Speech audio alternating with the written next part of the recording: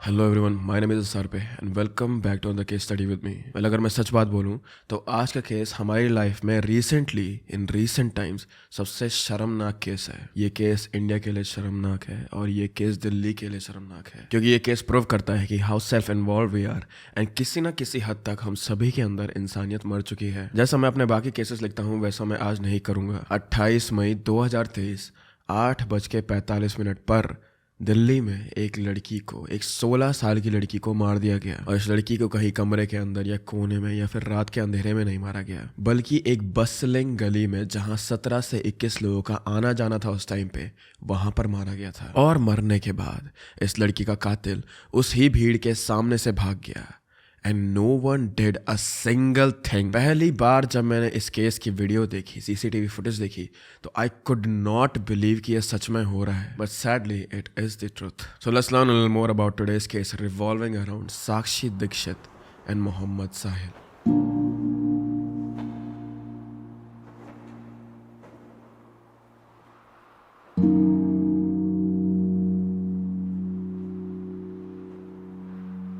ये केस शुरू होता है दिल्ली में रहने वाले साहिल से। साहिल 20 साल का है और दिल्ली में ही स्ट्रगलिंग फैमिली से बिलोंग करता है। उसकी पूरी जिंदगी यहीं दिल्ली में है। और अगर हम साहिल के नेचर की बात करें तो रिपोर्टिंग्स के अकॉर्डिंग साहिल एक आवारा लड़का है। फ्यूचर की ज्यादा परवाह न करते हुए, गाली गलौज करते हुए और छोटी छोटी बातों पे लड़ाई करना साहिल के लिए एक आम दिन है। लेकिन एक ऐसे आदमी को भी खाना तो खाना ही होता है, तो काम करने के लिए और पैसे कमाने के लिए साहिल काफी सारे छोटे मोटे काम करता था, और जॉब्स जिसे हम बोलते हैं। और पिछले साल साहिल ने एक नया काम शुरू करा शहबाद डेयरी एरिया में, विच वॉज फिक्सिंग और रिपेयरिंग एसी एंड रेफ्रिजरेटर्स। तो दुकान में अगर कोई अपना सामान फिक्स करने ले आए तो साहिल उसे ठीक कर देता, या फिर अगर कभी किसी के घर में फ्रिज खराब होता तो साहिल वहाँ खुद चले जाता फ्रिज या फिर एसी ठीक करने। Basically he was a mechanic. और इस ही एरिया में साहिल मिला एक 16 साल की लड़की से जिसका नाम था साक्षी दीक्षित। अब साहिल होम सर्विसेज के लिए कहीं बार साक्षी के एरिया से होकर जाता था, तो they used to see each other all the time. और ऐसे करते करते दोनों में बातचीत शुरू हो गई। They exchange their Facebook IDs, फिर कॉन्टैक्ट्स भी शेयर हो गए, और बात करते करते इन दोनों को एक दूसरे से प्यार हो गया एंड ये दोनों रिलेशनशिप में आ गए बहुत ही जल्दी। साहिल 20 साल का है एंड साक्षी 16 साल की थी। साक्षी के फ्रेंड्स के अकॉर्डिंग साक्षी बहुत ही ज़्यादा खुश थी इस रिलेशनशिप से। उसने अपने सारे दोस्तों को साहिल के बारे में बता रखा था और उसके सारे दोस्तों ने भी साहिल को देखा था पहले से। पर साक्षी ने साहिल का जिक्र अपने घर में नहीं करा था, जो कि नॉर्मल सी बात है, सभी बच्चे ऑलमोस्ट ऐसा ही करते हैं घर में। पर साक्षी खुश थी, उन दोनों के शौक भी सेम थे, दोनों काफ़ी घूमने भी जाते थे साथ में, और साक्षी साहिल अब एक दूसरे के साथ कंफर्टेबल हो गए थे। So she started sharing her past with Sahil. Sakshi ने साहिल को बताया कि उससे पहले साक्षी का एक और बॉयफ्रेंड था जिसका नाम था प्रवीण। साक्षी और प्रवीण काफ़ी सीरियस रिलेशनशिप में थे, वो दोनों काफ़ी टाइम से साथ में थे, और साक्षी के घर वालों ने प्रवीण को देखा भी था। और तो और साक्षी ने प्रवीण के नाम का टैटू भी बना रखा था। प्रवीण के साथ साक्षी काफी लंबी रिलेशनशिप में रही थी, पर एंड में डिफरेंसेस की वजह से साक्षी ने ही प्रवीण से ब्रेकअप कर दिया। अब प्रवीण की बात सुन के, एक्स बॉयफ्रेंड की बात सुन के साहिल को थोड़ा सा अजीब सा तो लगा, पर उस टाइम पे उसने साक्षी को कुछ कहा नहीं। ये दोनों नॉर्मली अपनी रिलेशनशिप कंटिन्यू करने लग गए, साथ में रहने लग गए। But it was always there in the back of his mind that एक प्रवीण नाम का लड़का था, या प्रवीण इतना इंपॉर्टेंट था कि साक्षी ने उसका टैटू भी बनवा रखा था। पर मई की शुरुआत में इस ही साल 2023 में साहिल को यह पता चला कि साक्षी और प्रवीण वापस कांटेक्ट में हैं। दोनों चैटिंग तो करते ही थे, पर वो दोनों IRL भी मिलते थे, और ये बात साहिल को बिल्कुल भी पसंद नहीं आई। तो साहिल साक्षी के पास गुस्से में गया। उसने साक्षी से सब कुछ कन्फ्रंट करा, पर साक्षी ने उसे बोला तुम चिंता मत करो, he is just my friend, हम बस दोस्त हैं और अब बस वापस बात कर रहे हैं, ऐसा कुछ भी हमारे बीच में सीरियस नहीं है, तुम बस टेंशन मत लो। पर ये बात सुन के साहिल का जो रेजिंग टेम्पर था वो बाहर आ गया। See I do understand this thing कि 18 से 24 साल तक के लड़कों को बहुत ज्यादा गुस्सा आता है, हर बात पे लड़ जाना, हर बात पे गाली गलौज करना। और मैंने भी अपने पापा, चाचा, दादा की कहानियां सुनी है बहुत सारी। Some of this rage is fuelled my media, some of this rage is fuelled by holding that power of glory, है ना। पर साहिल के केस में ऐसा नहीं था। साहिल के केस में इट वॉज इनसिक्योरिटी। मेरी बंदी किसी और लौंडे के साथ, मेरी गर्लफ्रेंड किसी और लड़के से बात कैसे कर सकती है, और ऊपर से एक ऐसा लड़का जिसके नाम का टैटू उसकी बॉडी पर है। तो साहिल ने साक्षी को धमकाया। उसने उससे कहा कि don't talk to him, don't meet him, don't talk to him, वरना तुम्हारे साथ बहुत बुरा होगा। मैं ये कर दूंगा, मैं वो कर दूंगा, मैं प्रवीण को मार दूंगा। तुमने देखा होगा कि लड़के रेज में, गुस्से में बहुत ज्यादा बैबल करते हैं, पर ज्यादातर time these words they don't hold any weight to them. Well, Sahil के केस में ये चीज सच नहीं थी। साक्षी को उसके पास के बारे में पता था कि ये पहले भी वायलेंट रह चुका है, तो उसे डर लगा कि कहीं ये मुझे ना मार दे।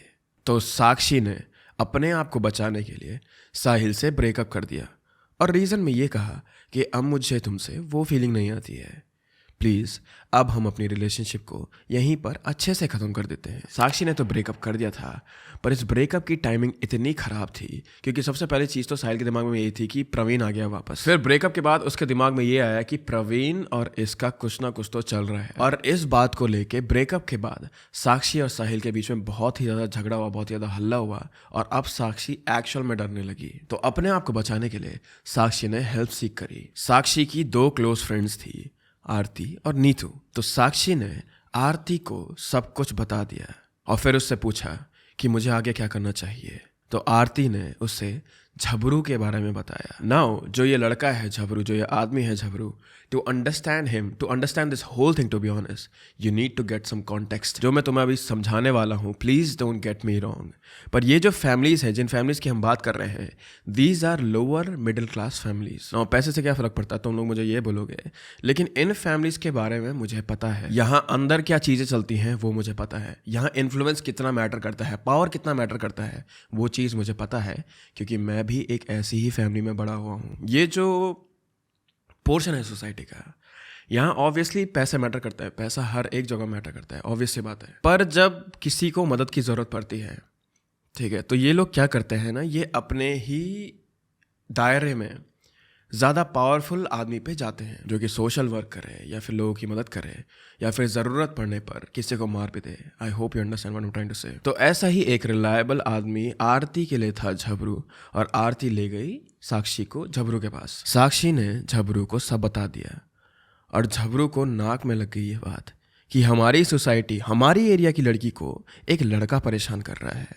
तो उसने साक्षी को प्रॉमिस करा कि तुम जाओ, आराम से रहो, तुम्हें कुछ नहीं होगा, मैं समझा दूंगा इस लड़के साहिल को सब कुछ। और झबरू ने वो ही करा। उसने साहिल को बुलाया और उसने साहिल को वार्निंग दी कि तू इस लड़के के आसपास भी मत दिख जाना, वरना तेरे लिए अच्छा नहीं होगा। और साहिल को सच में लगा कि झबरू उसे एक लड़की के लिए मार देगा। साहिल बहुत ज़्यादा डर गया था, उसे समझ नहीं आ रहा था क्या करना है। एक तो उसकी ईगो भी आ रही थी बीच में कि इसने मुझे धमका दिया, मैं कुछ नहीं कर पा रहा हूँ।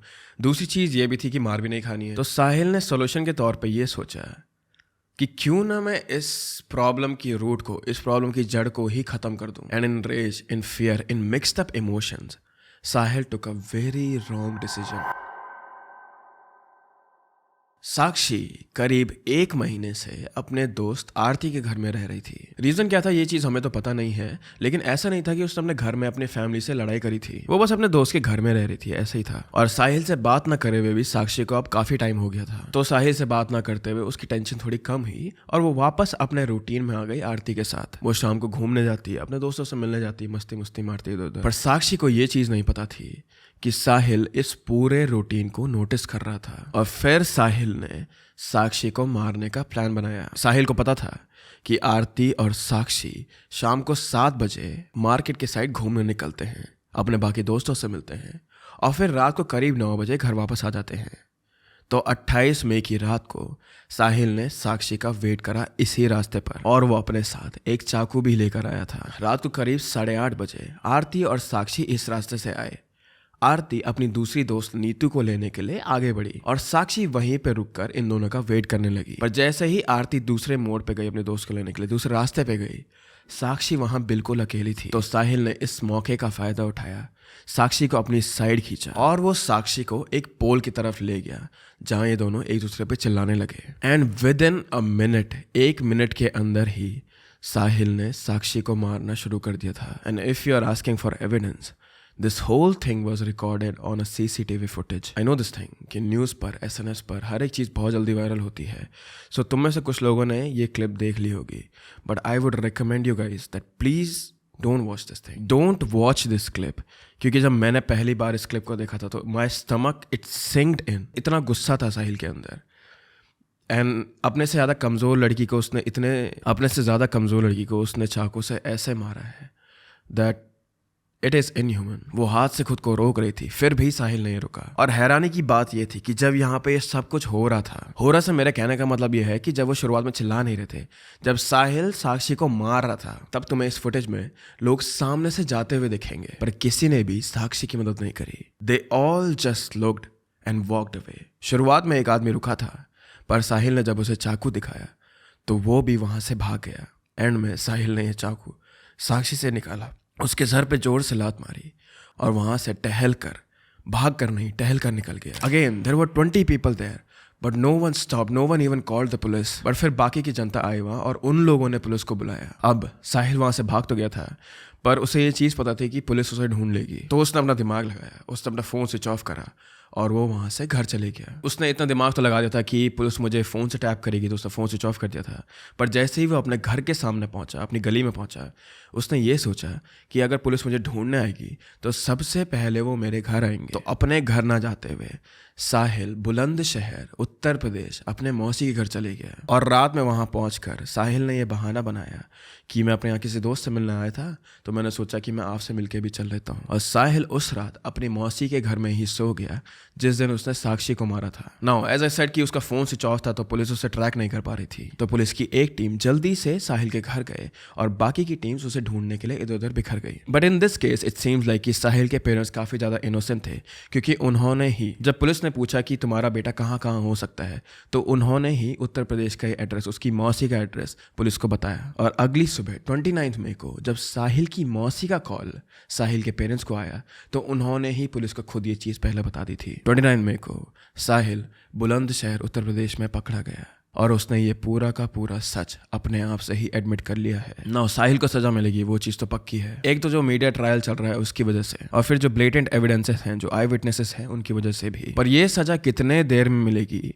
That's what I am gonna keep my eye on, क्योंकि इंडियन सिस्टम तुम्हें पता ही है। But again I want to circle back to the CCTV footage. We live in a society जहाँ बहुत सारे पड़ोसी होने के बावजूद भी we all are living alone. हम एक ऐसे समाज में जी रहे हैं जहाँ लोग एक दूसरे की मदद नहीं करेंगे। मदद तो दूर की बात है, हमें अपने पड़ोसियों के नाम भी नहीं पता होते हैं। पड़ोसी भी बहुत बड़ी बात होगी। हम में से कई सारे लोग ऐसे हैं जिन्हें हमारी डिस्टेंट फैमिली के लोगों के नाम भी नहीं पता होंगे। और अगर ऐसे केस में पब्लिकली किसी लड़की के साथ कुछ अत्याचार हो रहा होगा तो लोग उसकी मदद करने नहीं चाहेंगे, लेकिन बाद में you will see those people holding up candles for the girl, या फिर बाद में इसी लड़की का नाम यूज करके अपना अपना एजेंडा फैलाने सब लोग आ जाते हैं। And this case also proves this thing कि हाउ लिटिल लोग कितना कम डरते हैं लॉ से, लोग कितना कम डरते हैं पुलिस से, क्योंकि साहिल ने ये चीज़ खुले में करी थी। खुले में क्या, उसने लोगों के सामने करी थी ये चीज़, and he was not scared. I don't know, this case has really upset me to the core. And I would just like to say that we live in a very cruel world, guys. I mean, I already knew this thing. I obviously knew this thing. पर इतना ज़्यादा जहर, इतना ज़्यादा पत्थर समाज है हमारा, I had no idea about that thing. Well, with that out of the way, I hope that you guys are firstly safe, and I hope that you guys are happy. Please keep your loved ones very close to you, and I will see you very, very soon. Bye bye, guys. Please be safe.